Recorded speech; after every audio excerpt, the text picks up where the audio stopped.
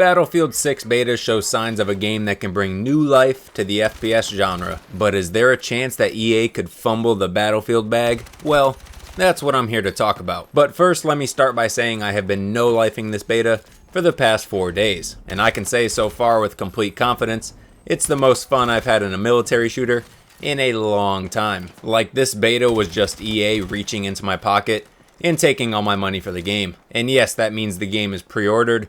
I took launch day off from work, and I am ready and excited for the full release of Battlefield 6. It's shaping up to be a very masculine game, which is something that gaming needs right now. But as much as it hurts to recognize, I'd be a complete buffoon if I didn't think there was at least a chance that EA could fuck up Battlefield 6. Those guys could ruin wet dreams over there. So let's talk about some ways they can do that.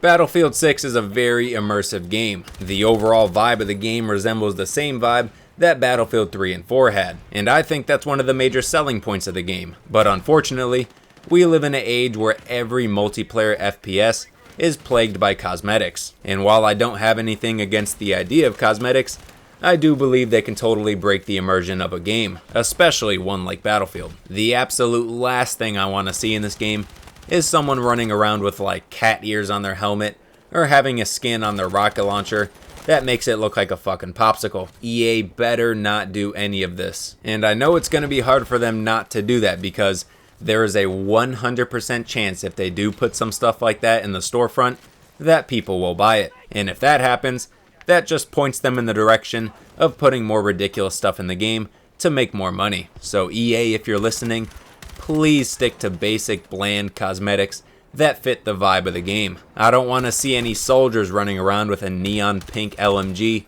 and wearing a rainbow colored helmet, because if that happens, I will immediately discharge myself from service. Battlefield has become a franchise known for its disastrous launches. Pretty much every Battlefield since 4 has experienced major technical issues and gameplay bugs on launch. With Battlefield launches, you could see everything from garbage servers to terrible hitboxes on enemies, simple game mechanics just deciding not to work, and an impressive amount of bugs and glitches like falling through the map or rubber banding like a madman. That last one's more of a connection thing, but you know what I mean. And EA is famous for downgrading the quality of a game right before launch. Take Battlefield 2042 for example. When I played the beta for that game, it surprisingly worked great. Almost no glitches or technical issues were part of my 2042 beta experience. But when the game launched, I don't even know what happened. It was so much worse than the beta, it didn't even feel like the same game. So I am praying that this is not the case for Battlefield 6. Because if they want that successful launch, they need to keep bugs and server issues to an absolute minimum.